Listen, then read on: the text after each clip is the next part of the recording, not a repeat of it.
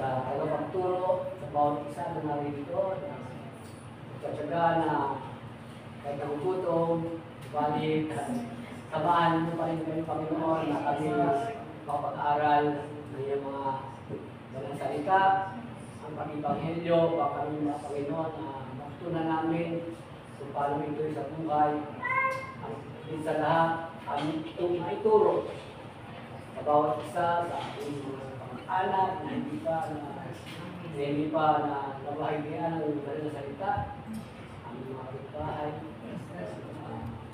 Nawa Panginoon, turuan mo kami na kami matuto ng gusto kami sa kami upang aming may lapit sa iyong paanan ng aming mga anak at mga Lord, maraming salamat. Dito, pinupuli ka namin sa kasalamatan sa buhay ng bawat isa na nandito na nagtataga sa patatin ng discipleship.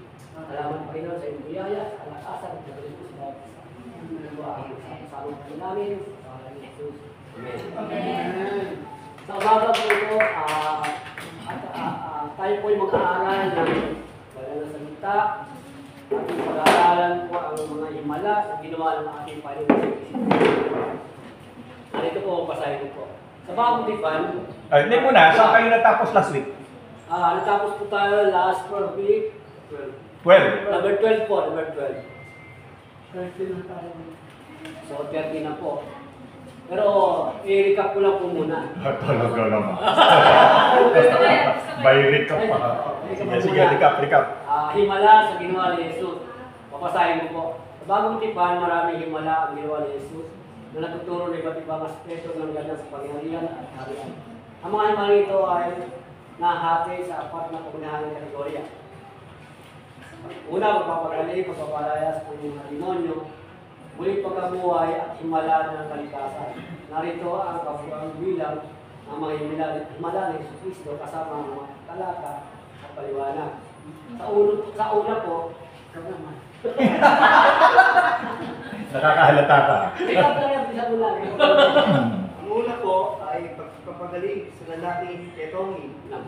Pangalawa, pagpapagaling ng alitin sa isang centurios. Pangatlo, pagpapagaling sa biyanan ng Pablo. Pedro, medyo ano po yung apat, pagpapagaling paralitiko. 5, pagpapagaling ng babaeng tinutudo. 6, pagpapagaling ng dalawang ulag. 7, pagpapagaling ng pipi at ulag na sinariban ng demonyo. 8, pagpapagaling ng lalaking may kulyon na kamay. 9, pagpapagaling ng babaeng ito. 10, pagkapagaling ng tetongin. 11, pagkapagaling ng bulag na si Martineo. 12, pagkapagaling ng anak ng isang opisyal. 13, kaya po, dadabot tayo sa ating pag-aaralan sa mga ito sa bilang 13. Ito po, pagpapagaling sa Bethesda. Tama po ba? Pagpapagaling sa Bethesda. Ito po yung Bethesda. Ang Bethesda ay isang lugar. Bayan yan. Matatagpuan po sa Juan.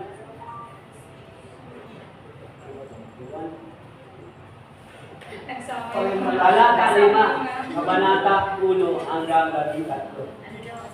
Juan, kabanata 5, talata 1 hanggang 15. 1 to 15 ng ng Jan. Chapter 15, versikulo. Chapter 5. Chapter 5, 1 Kabanata 5. Kabanata 5. Ang dami kayong Bible dyan, hindi kayo nag-studio para pare-pareho ang gamit nyo. Talata 1 hanggang 15. Hindi ko na-imisin ha. Mabasahin ko po. Hindi naman eh. Tinitingnan ko nakasulat eh. Wala, hindi ko nilagay verse dyan. Haba pa naman. Pinagaling ni Jesus ang isang lalaking may sakit ng 38 taon sa Bethsaida. Lugar po ito Bethsaida. Bethsaida or Bethesda. Pastor, sandali lang. Sige pa. Kasi line of communication. Secretary, bago yung ang dulo. Dito po kayo, mga gentlemen na. Sandali lang. Gumamit kaya kayo naman. Ayun. Hindi, mas ano ko, maliwanag. Gumamit kaya kayo naman. Yan. Kung dito po kayo, parang... Hindi ako pintan. Hindi po ako kasama. Hindi kayo... Hindi ako nasali dyan. Sila lang. Sila lang bida dito. Po, para makita daw yung kanilang mga gwapong Yan, yan. Sila lang yung bida dito. Hello. Yan. O, di wala na problem. Hello. Pagkalo. Dito kayo kayo sa nakikita nila po sa dulo. Ano, baka mag-stick na yung ilan. Hello. Hello. Wala. Ayan, nakakita ko. Dulo ko po ah. Meron na, okay. O, doon kayo. Doon dagwa doon. Hindi lang po Dito kayo. O, yan. Yung number 5. yung base na hindi na nagano. Kasi kung lang po yung video, Kaya yung base na.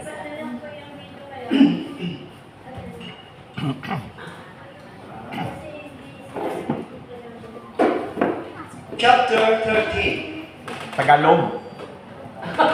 Banata.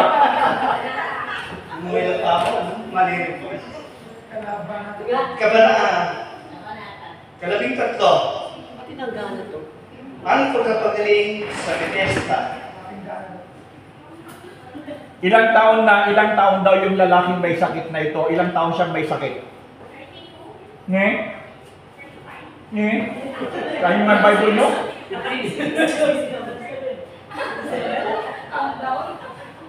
Ilan? 38.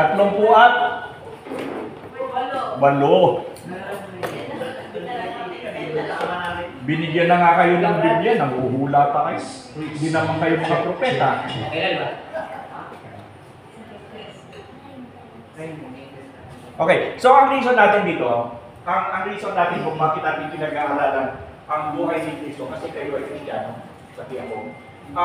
Ito nangyari ngayon, ano? Kasama ako sa Taiso. Remember, Taiso dito yung isang organisasyon na kung saan gusto natin itama ang problema ng Pilipinas. Okay? Isa ako doon sa convenor doon. Sabihin isa ako sa nagtutulak. Ngayon, kagabi kasi yung talk sa bayan, supposed to be magsasalita ako pero umulan eh. Eh may handout ako. So sabi ko cancelin ako kasi yung handout ko baka mapapasasayang lang. Ngayon, ang posisyon kong gagawin doon, ang aking ituturo doon ay ang constitution natin.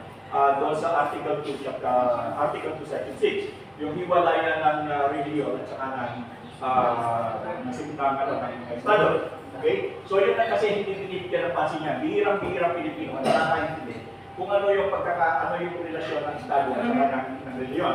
Okay? Okay, ngayon. So, dapat yun ang aking sasabihin. In fact, dapat matutuloy kayo doon kasi makikita niyo doon. Ngayon, ang isa sa mga issue ko doon ay bakit ang ating pamahalaan ay pangit? Bakit ang problema ng Pilipinas ay ganito? Dahilan sa yung gobyerno kasi walang problema yun eh. Yan hindi ginawa ng Diyos. Ang gobyerno ginawa yung Diyos. At kasama yan sa ating batas. Ang problema dyan yung nagpapatakbo ng gobyerno. Yan. Sa Pilipinas, ang pinakamalaking problema natin dito ay yung nagpapatakbo ng gobyerno. Bakit? Dahil sila ay masasamang Kristiyano. Kasi ang pinag-uusapan ni religion, ang Estado ay Pilipinas. Ano ang religion? Ang religion ay Kristyanismo. Hindi Katoliko, hindi Protestante. Sekta yun eh. Sekta yun. Ang pinag-uusapan ay religion. So ang sinasabi sa batas, Estado at saka religion. Ngayon, dominante sa Pilipinas ang religion, Kristyanismo. Sino ang nagpapatakbo ng ating gobyerno ngayon? Mga Kristiyano, hindi ba? Lahat Kristiyano yan eh, pero ilang Muslim. Pero ang problema, bakit kung Kristiyano ang nagpapatakbo ng ating gobyerno, bakit ganito yung ating gobyerno?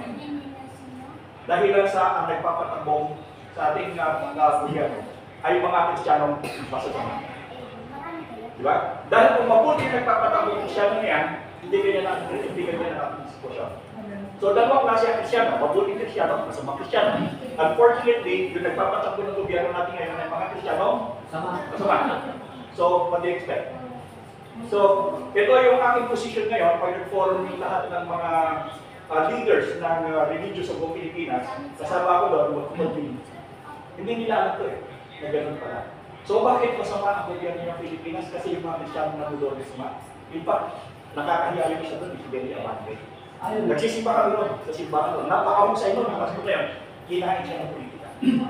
Napakahusay ng pastor na yan, maniwala din sa akin, napakahusay ng pastor na yan. Kinain siya ng politika. Bakit?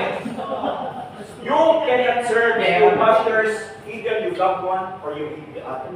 Hindi ka po pwedeng maging pastor at politiko at the same time. Kaya ang problema pinagsabay niya, kinain siya ng politika. Sayang.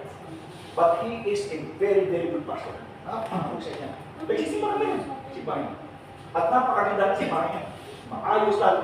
Ang chinelas mo, iwanan mo, ang sapatos mo. Pag pumasok ka doon, yung chinelas mo. Ganon yun. Ganon na kanilang simbahan. Napakaganda, napakalinis. Ang PA system na everything, parang everything is in the night. Ganon kaganda yan. And yet, you cannot serve two masters, either you love one or you hate the other. Ang nangyari, Kristiyano siya, nagpapatakbo ng gobyerno, dating mabuti, naging masama. Nakita niyo yung pagbabastos na ginawa niya kay Buo, yung pagbabastos na ginawa niya kay Marcoleta. Super.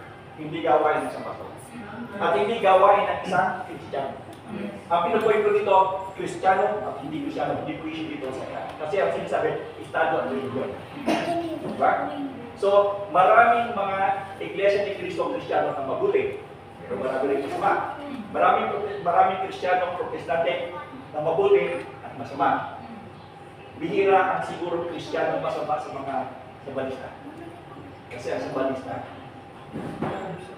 simple yan. Bihira ang Kristiyano masama sa Jehovah's Witnesses. Good people. Lalo na kay OJC.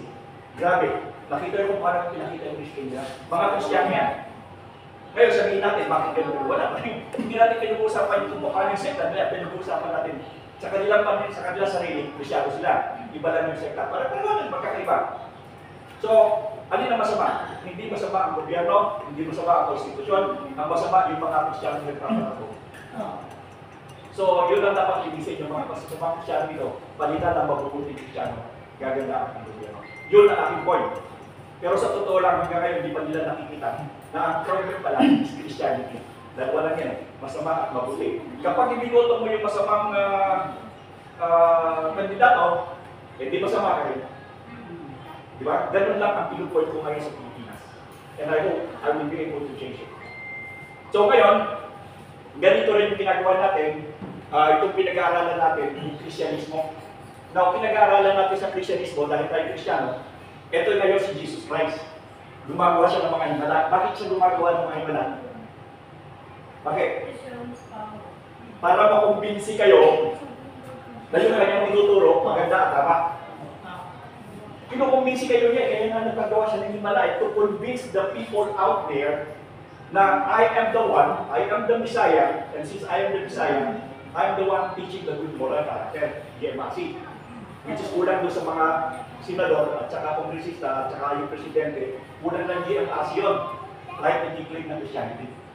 So, the very reason why we are studying the life of Christ and His teaching is for us to be able to convince that Jesus Christ's teaching is right, appropriate, and morally right.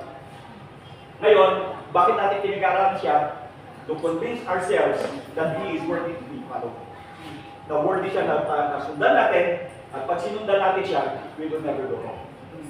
So, bakit? Pinuprove niya na tama siya because hindi nyo, dami niyo ginawa, kaya ko ba ng porsilahin tao yan? Eh dito pa lang sa pagpapagaling, meron ang daming apat. O, eh dito sa pagpapalaya sa demonyo, may apat. Kabulit pa kabuhay, may tatlo. Meron sa kalikasan, meron ani. Sinong tao pwede kumain? None. So, by studying this, we are convincing ourselves that Jesus Christ is not an ordinary person, katulad na sinasabi na, but Jesus Christ is somebody whom we could follow because He has proven Himself that He is different, na worthy to be trusted. Kanina niyo ibibigay ang inyong tiwala kay Apollo Kibuloy. And yet, Apollo Kibuloy is just a mere person, and yet he could make a kingdom. Because people believe and persuaded that what he was saying was right, or what he is saying is right. Much more, kaya tayo nag-aaral, for us to be convinced and be persuaded that what Jesus Christ is doing and did is sabihin natin right at pwede natin pagtiwala. That is the very reason why we are having a Sunday school. Hindi nyo? Okay. Advertisement lang yun.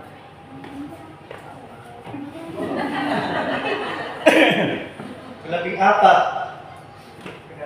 Ba't ako titingnan po problema nyo yan? Labing-apat na salita. Himala! Okay. Himala yan eh. Kalabing-apat na himala, pagkapagaling sa bulag, pagkasila. Matatagpuan sa Juan, Kabanata Siyam, talatang 1. Oh, talatang 1. Wala naman talatang 1 ah. Talatang 1 hanggang 12. You know, alam niyo ba kung bakit ito ginagawa yan? Para maging second nature ninyo. Once it becomes second nature ninyo, pag lumabas kayo, then you will be different. Pagkapagaling ng bulag mula sa pagkasila. Okay. Atin pong matatagpuan sa Juan, Kabanatang Siyam, talatang 1 at hanggang talatang 12. Pinagaling ni Jesus ang isang lalaki pinanganak na bulag. O, lalaking pinanganak na bulag, pinagaling ni Jesus. Kaya niyo ba yon? Pinanganak na bulag ha? Pinagaling niya. O, pwede mo bang sabihin si Jesus ay tao lamang? Yung salita ay lamang kung kayang magpagaling ng isang taong bulag simula sa kapanganakan. Kaya niyo yan? Kaya ba ng ordinaryong tao yan? Hindi, o sige. Okay na. Me. Kasunod po ang himala sa pagkapalayas ng demonyo. Kalabing-limang bilang. Pagkapalayas ng demonyo sa sinagoga at sa Capernaum. Matatagpuan sa Marcos 1:21. Ano na naman yung uno na yan? Kabanata 1 hanggang 21 Hindi masasabi. hanggang 28. At sa Lucas, Kabanatang 4, okay, muna po. Marcos 1, okay, Marcos 1, talatang 21 hanggang 28. Pangalawa po, Lucas, Kabanatang 4, 31 hanggang 37. Pinagaling ni Jesus ang isang lalaking sinanibang ng demonyo sa sinagoga ng Capernaum. Saan lugar? Capernaum. Capernaum? Capernaum. Baka mali ang typing yan. Capernaum yan. Capernaum pala. Sige. Tuloy. Okay.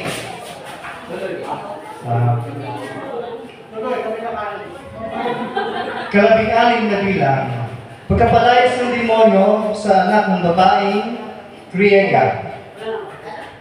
Pagkapalayas ng demonyo sa anak ng isang babaeng Griega. Okay po, clear? Griega. Babae. Matatagpuan sa Mateo 15, Kabanatang 15, talatang 21 hanggang 28. Teka mo na, saan ka na?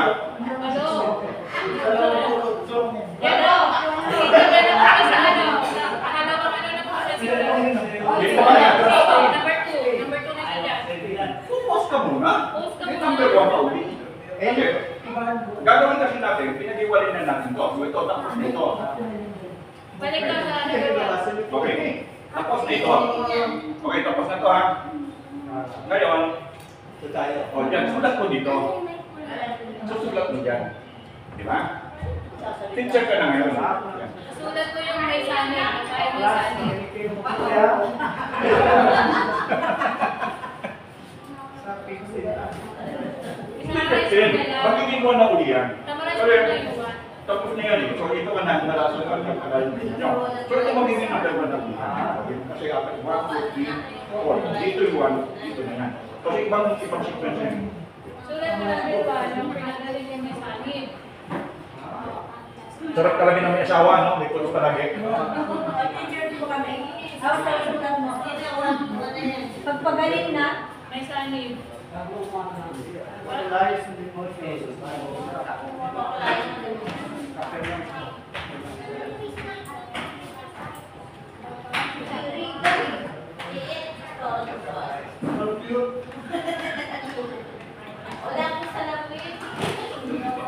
ay mas maliliit yun. Pagpalayas ng demonyo sa Capernaum. Hindi kasi ano nga eh. Right, ma'am. Pastora. Bigyan mo sa kanila. Bigyan mo yung mga yan. Kunin mo yan. Right, bigyan mo sa kanila. Alin na. Kalian dalawa dyan. Hindi kasi kasha eh. Yan. Pagpapalays ng demonyo.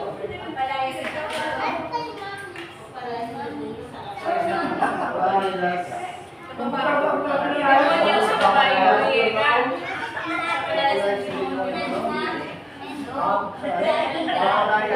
Kahit huwag na ilagay yung demonyo kuya. May kapatid mo na. Huwag na nilagay yung demonyo. Demonyo talaga yan eh.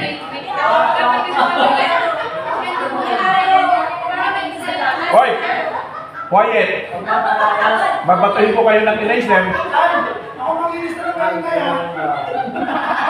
Ilis na mo yung maingay.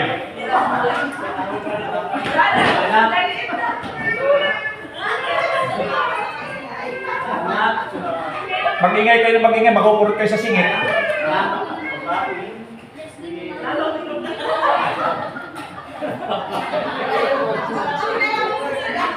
Pa-enroll nyo nga ito sa normal college. Grego? Oriega. Grega? Sawa ng Grega? Ano ganyang pagsulat na hindi napakatagal? Pagpapalays ng demonyo. Summarize na lang kasi. Kabilis na, bilis! Sinasigaw mo yung masilin. May pala na yan. Sunod. Ikatlong bilang, pagkapalayas ng demonyo sa batang lalaki. Ganyan na yan ah. Pagpapalayas ng demonyo sa batang lalaki. Ang demonyo. Ganyan, papakita mo. Batang lalaki na lang, batang lalaki. Batang lalaki. Ayan, kapitan niya ah. Natatagpuan po sa Mateo, 17. Ba't nauna yung talata sa kabanato?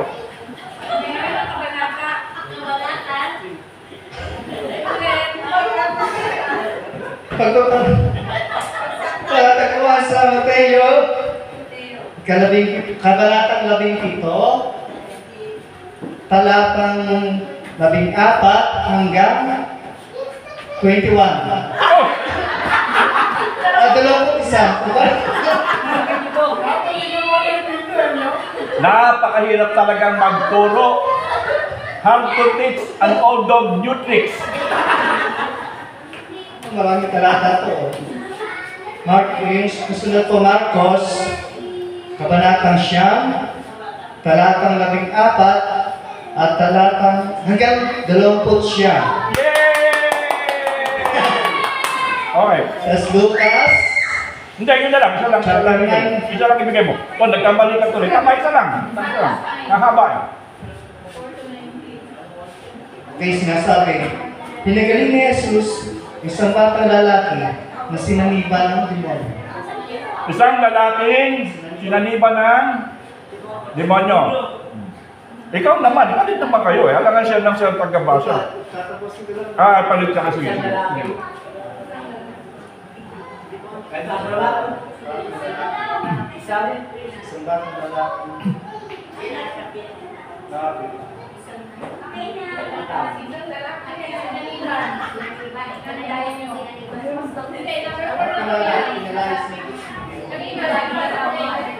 Tawa-tawa kayong mga babae kayo, akala nyo ha? Mamaya kayo rin, gagawin ko rin kayo ba yan? Opo, ngayon po lalaki lang.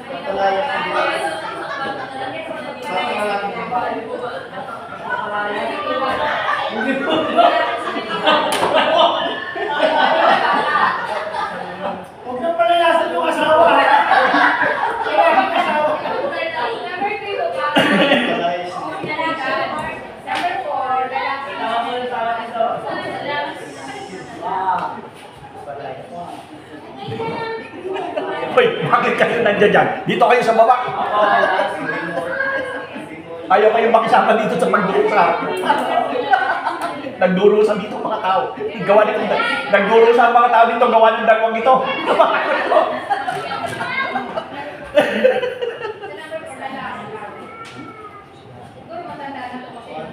Ngayon ba kayo nagsisisi? Bakit tayo bumili ng blackboard? Mukhang nagsisisi itong dalawang at may whiteboard. Ano verse to number 4? Yan na. Wala pa. Sa Mateo, nakatuwa po sa Mateo, 17, Oh, kabalata muna. ang kabanatang 17, Batang lalaki yan eh. Number 4 ka na. Ayan ba yun? Batang bata eh. Ano ba bata? Oh, bata-bata. Kaya na, grega eh. Babae na. Grega eh. Akala ko ba yung isang page ko? Hindi naman ako edisyon. Kaya dalawang batang lalaki. Number 3 batang lalaki. Number 4 batang lalaki din. Kung ano naman, Fred. Oo.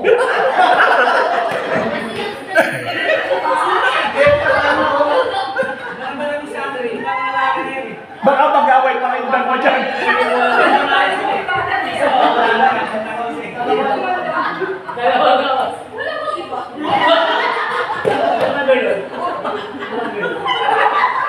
Baka mag-away pa itong dalawa. Ayusin nyo nga. Dalawang batang lalaki. Ako pala ito din muna sa alat. Malilik yun. Ano na ba yun? Number 4. Lalaki sinaliban ka niya number 4. Hindi bata. Eh, babae yung salaya. Ulit-ulit na lang. Akala ko ba tayo Sunday school? Ba't ito'y comedy show? nawala stress siya sa amin. Oh, ayos. Sige. Papapahayal din mo yun. Anak ko sa babae. Number 2. Papatay yung Bayega. Number 2. Papapahayal Number din 3. mo yun. Batang lalaki. Papapahayal sa anak. Sa babaeng grega. Sa anak ng isang babaeng grega. Diretso mo ba yung grega? We, Number 3. pagkapalayas, mandimonto eh. Batang lalaki yan. Batang lalaki. Pwede na, batang lalaki na lang. Batang lalaki na lang. Basta lalaki na lang kuya para... Ayas. Ang simulo eh. Ganun yun na. Kaya mo na, buhay natin. Hindi mo nyo. Sa batang lalaki. Sa batang lalaki. Bulto to. Pagka ganito na eskwela, talaga matutuwa ka eh. No? Okay, ka-apat.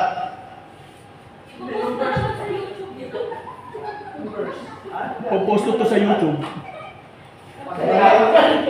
Mateo, kabanatang 17, talatang 14 hanggang 21. 21. Oh, walang Tagalog. Pang-apat. Pang-apat na. Apat na. Pangapat na. Pagkapalayas ng Legion ng demonyo. Ano ibig sabihin ng legion?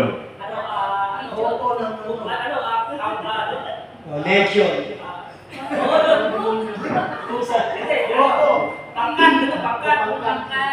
O, pangkat, pero ilan ang bilang?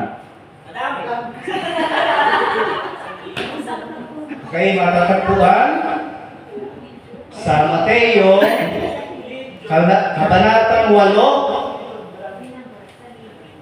talatang 28 hanggang 34. Okay na po?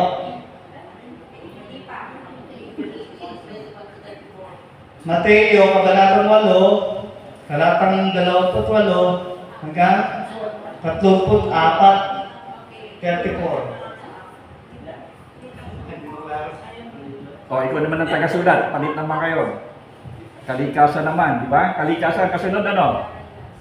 Yung himala ng Panginoon ng mula para sa yung laban sa kalikasan.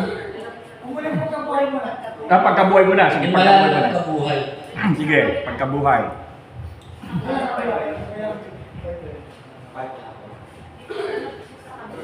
Himala ng muling pagkabuhay. Matatagpuan po sa hindi Panglabing po. Hindi, isa na uli yan. One uli ang bilang. Ano ulit? One. Okay. One. Una, pagkabuhay muli ng anak ni Jairus. Jairus daughter, babae yan. Anak ni Jairus na nagsulat mo, Brad. Anak ni Jairus.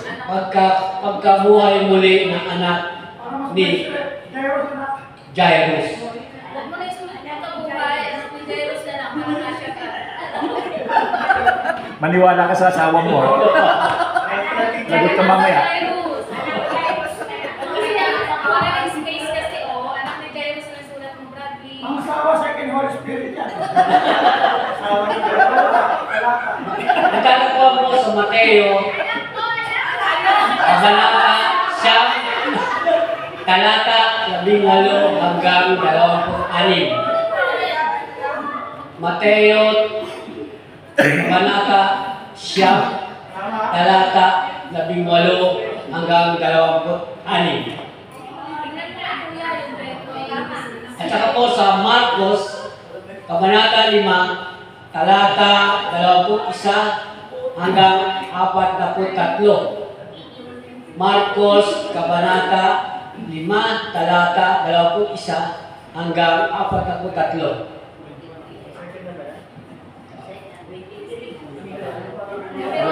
Una pa lang. At saka po sa Lucas, Isa lang talata lang. Huwag nang sabay. Isa lang. Basta tingin isang talata lang. pangalawa, pagkabuhay muli ng anak ng balo, Anak ng balo na lang. anak ng balo. Matatagpuan po sa Lucas, matatagpuan sa Lucas, Kabanata 7, talata 11 hanggang 17. Anong ibig sabihin ng balo? Widow. In English nyo lang ako. Yung kabiyak. Namatay. Namatay ang asawang lalaki. Kasi balo eh. Dapat pag babae, balahan. Dahil ito, sa event na ito, babae yung babae dyan yung balo. Ano po? Widow. Ang widower lalaki. Widow babae. Kabanata 7, talata 11 hanggang 17. Ano po yung balo? Yung lalaki namatay. Oo. Hindi, pag dito sa event na ito, yung lalaki ang namatay. Kasi Tagalog, ganito yan. Sa English, define. Kasi pag babae, widow. Pag lalaki, widower. Sa Tagalog, wala lang. Basta balo. Pangatlo, Doon sa lumang salin, ang gamit dyan, bao. Paano yun? Bao pagkabuhay at saka muli ni Lazaro. makinig muna kayo, nagpapaliwanagan pa kami dito. Kaya ayun, tira dyan. Okay. Yung babae, dito ang balo, babae yan.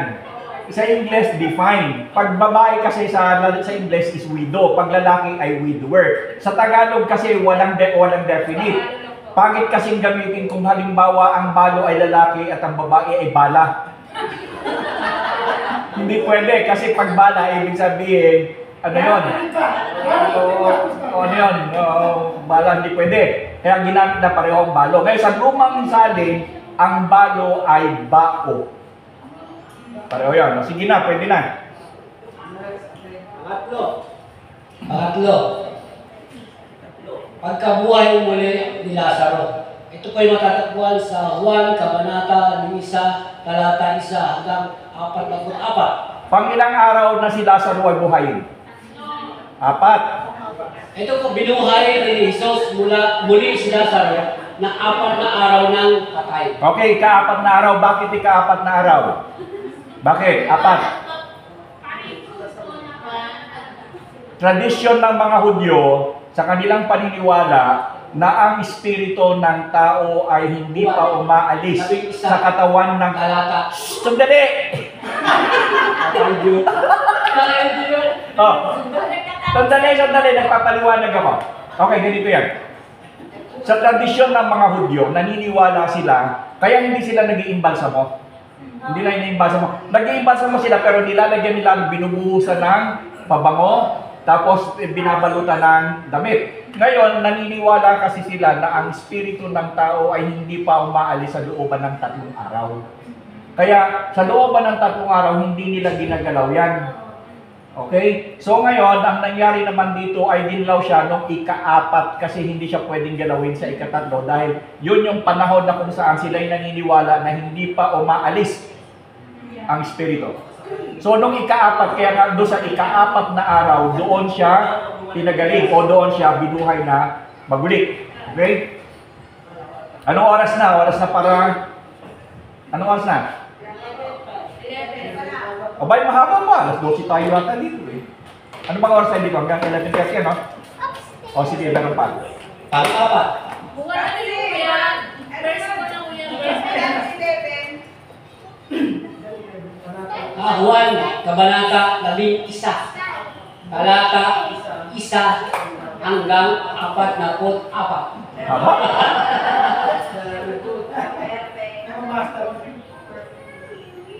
Susunod, pang-4. Pagpapaamo sa bagyo. O, hindi sa kalikasan na yan. Panibagong topic na yan. Himala ng kalikasan. O, himala ng kalikasan. Ibig sabihin ganito. Nakita natin na ang ating Panginoon ay meron siyang himala at meron siyang Lord over. Sabihin natin na meron siyang taglay na nakakahigit sa lahat. Meron siyang kapangyarihan sa pagpapagaling o himala sa pagpapagaling. He has a power over healing. Ha? Meron siyang power over healing. Kaya niya o meron siyang kapangyarihan sa pagpapagaling. Meron siyang kapangyarihan sa pagpapalayas ng mga demonyo. Meron siyang kapangyarihan sa muling pagbuhay ng tao. At doon meron din siyang kapangyarihan sa pamamagitan ng kanyang over nature sa kalikasan. Now, sino yung taong meron ganyan? Nakatulad ng sinasabi ni Mang Sekta na si Jesus daw ay isang tao lamang na merong nagugutom na papagod, kaya tao lamang siya. Tama, nagugutom na papagod, pero meron bang tao na merong kapangyarihan na magpagaling, pagpalayas ng mga demonyo, at muling buhayin ng tao, at meron din kapangyarihan over sa kalikasan? Meron bang tao ganyan? Wala. So Jesus Christ is not a mere human being. Ito ay yung ikalawang bahagi, sabihin natin, He came down on earth and He lived among us na katulad natin, pero katulad lang natin, pero hindi siya exactly tayo or human. Ano? Naging human siya, no question about it, but that's not all because there is another side of the coin. The other side of the coin, that He is God. Kaya yun ang hindi maintindihan, di ba? Okay? Di ba? Additional to that one, with the power of the Holy Spirit. Kaya that's why nasasabi na God is with us. So He was human being, but still the thing, in Him the things continue. Okay, so nakita natin na gano'n ang situation. But right now, ang pinag-aaralan lang natin is one person. Yeah. We are particularly studying, ano ba tawag yan sa systematic theology? Christology. What we are studying right now is Christology. Astig kayo ang systematic theology. Libutan na yan. Silang tayo. Huwag na tayo mag-theology na ganyan. Mas madali matutunan to. Nasaan na kayo? kasunod ko ay himala ng kalikasan. Sige, sige, tira. Sa una po, pagpapaamo sa bagyo. Ito ko'y matatagpuan sa Mateo, Kabanata 8, talata 23 hanggang 27. Pagpapaamo sa bagyo. Matatagpuan po sa Mateo, Kabanata 8, talata 23 hanggang 27. Mateo, Kabanata 8, talata 23 hanggang 27.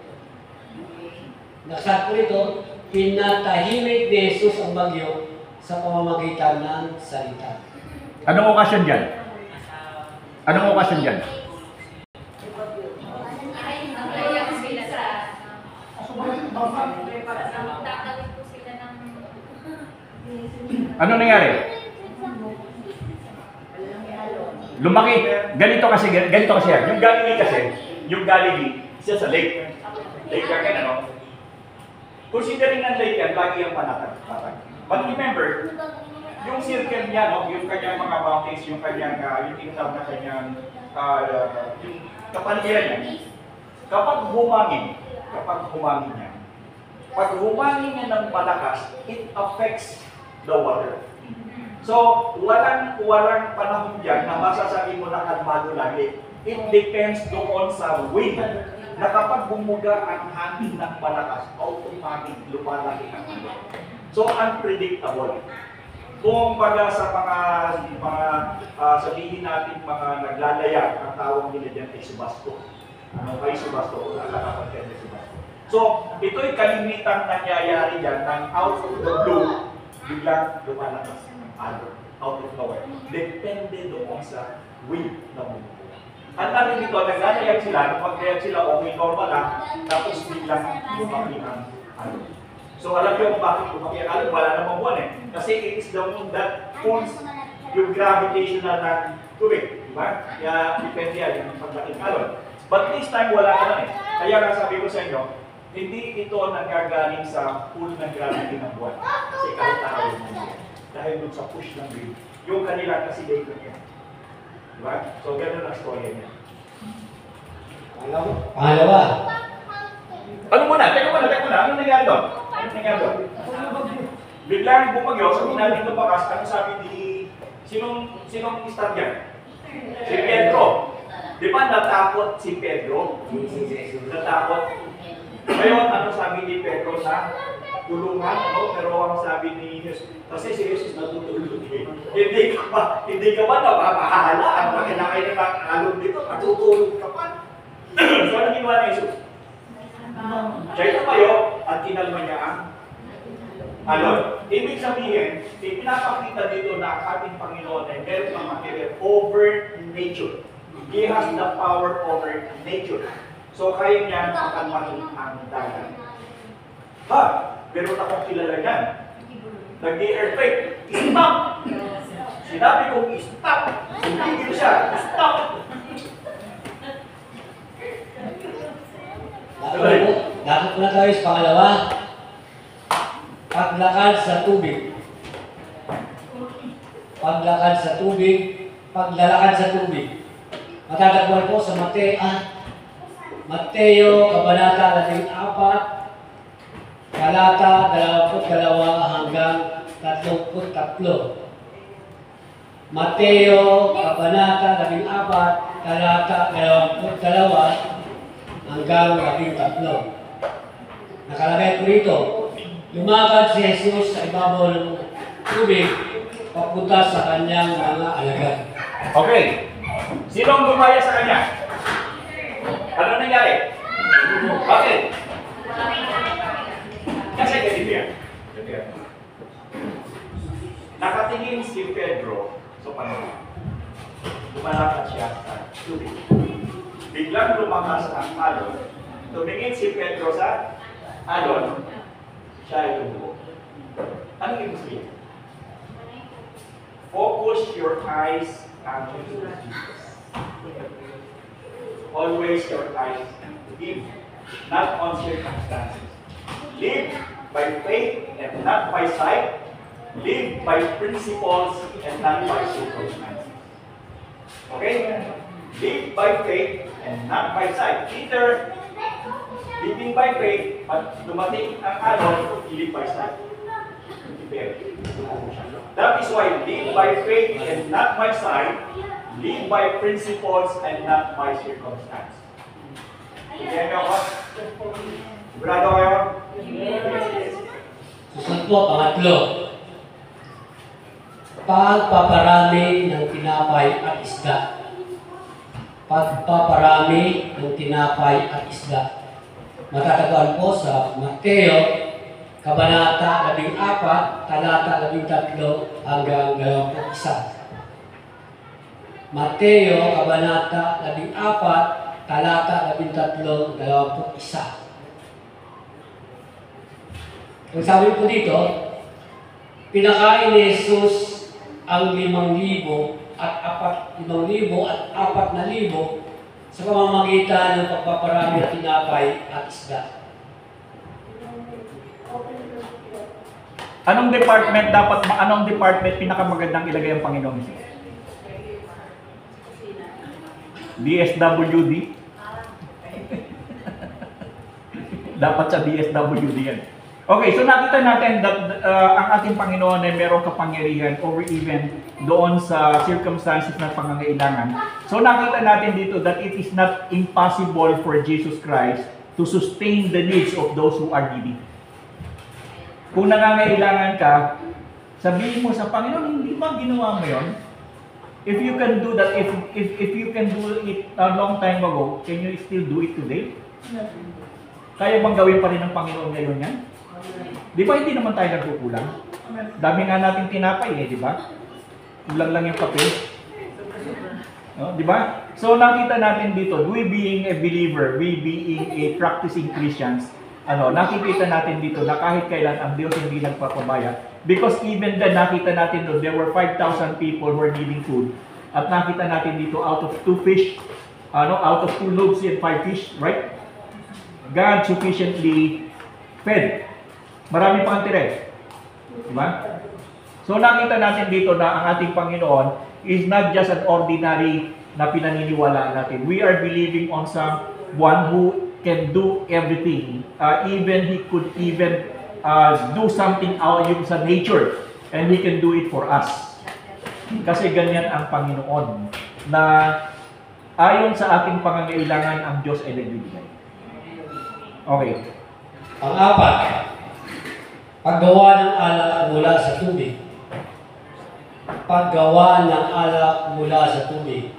Matatagpuan sa Juan, Kabanata 2, talata 1, 11. Juan, Kabanata 2, talata 1 hanggang 11.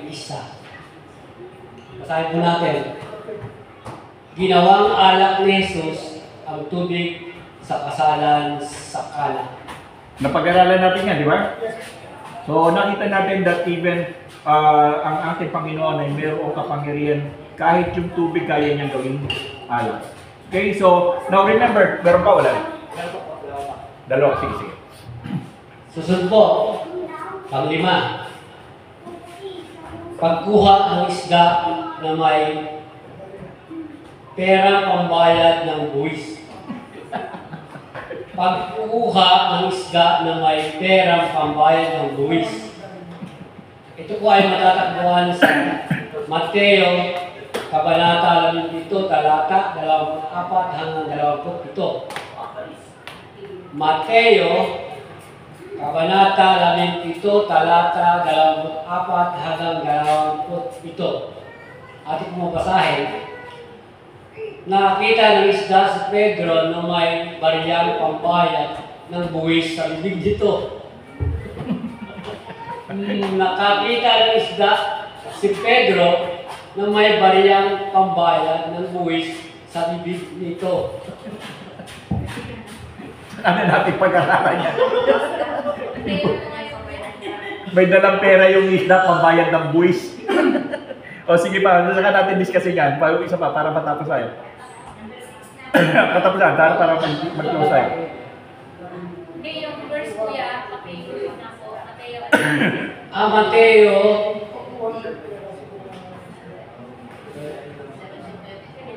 Mateo, Mateo, Kabanata 17, talata 24 hanggang 27. Yung uli. Ang huli po, pang-anim. Pagsumpa sa puno ng igos. Pagsumpa sa puno ng igos. Matatagpuan po sa Mateo, Kabanata 21, talata 18 hanggang 22. Mateo, Kabanata 21, talata 18 hanggang 22. Mateo, Kabanata 21, talata 18 hanggang 22. Basahin po natin.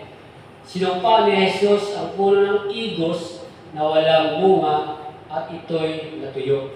Sinumpa ni Jesus ang puno ng igos na walang bunga at ito'y natuyo. Okay, so, tapos ano? Parang pinarasahan itong Mark Webster. Okay, so ganito yun. Actually, natapos natin yung talinaga, natapos natin yung parabol, ano? Yung talinaga sa miraculous, o yung mga himala. Now, actually, ang pinag-aaralan natin yung life of Christ, diba? Yung buhay ni Kristo. Ngayon, tutuloy tayo, babalik tayo dun sa buhay ni Kristo. Hindi lang nag-sideline lang ako ng talinaga at saka ng himala, kasi ayaw ko mabis natin ito. So, ilan yung talinaga?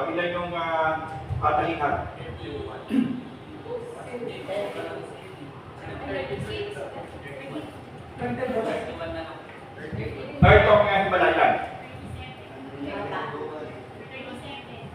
Bilangin nyo nga, 14 plus 4 plus 3, 7, 18 ilan? 27. 32 ang himala, after 27 ang himala, 32 or 31 ang talinaga. So, tandaan nyo yan. Okay? Bihira ang Kristiyanong nakakaalam dito sa buong mundo, nakakaalam ng bilang ng himala talinaga, baka kayo lang. Pupunta ka ng buong Pilipinas, ang inyong mga Kristiyano dyan, talo ng ilan ng himala, ilan ng talinaga. Ewan ko kung may mga kasagot, kayo. Di ba? So, you're different. You are different. Kasi kapag kayo tinanong kung ilan ang himalang ginawa ng Panginoon, alam niyo kung ilan. That makes you different. Sa totoo lang, sa buong Pilipinas, yung lahat na nagkakakong Kristiyano dyan, tanong niyo alam nila. Kayo lang nakakalam niya. Di ba? So, it makes you different from the rest. Okay. So, natin dito, tapos na natin ito, nakasided na natin ito, alam mo na ito. Babalik ngayon tayo doon sa linyaga kung ano ang nangyari sa Panginoon. So, tayo natapos. Doon sa Panginoon. Doon sa hindi, rampas na tayo na. Mama Maria. Kasama yung Yeah, iniwalay lang natin yung Mama Maria yun. Ano yung events? Doon nasa temple. Nag-establish temple, yung sa Lucas yun. Bata pa siya? Bata pa siya. O, so tayo pa pala natin. So doon na, babalik na tayo ngayon doon sa life of Christ. Doon na tayo ngayon. Pag-aaralan na natin ngayon kasi nakuha na natin yung sidelines. So alam niyo na yung sidelines, ano? Yung ilan ng babae, ilan ng talinaga, ilan ng himala, nakuha na natin yan. So ngayon, babalik naman tayo. Ito, dire-diretso na to. Life of Christ na to. Buhay ni Kristo ngayon. And after that,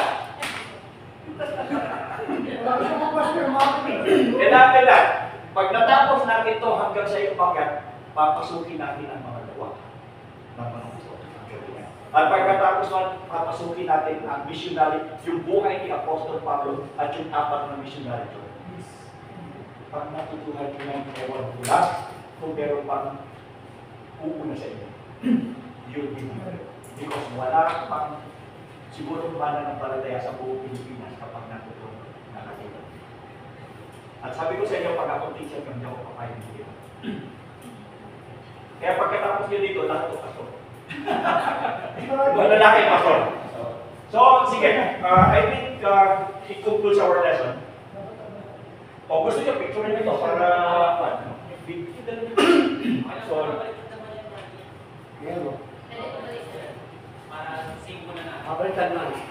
Lumaga mo lang konti. pwede mo kinapalik kami, picture ang payan nila. Yan, kapalik ka. So, ganyan. Hindi niyo pa ako nakita mag-drawing nyo. Pag may live price na tayo. Lumaga ko pa rin masira dito na. Masira ko hindi mo yun.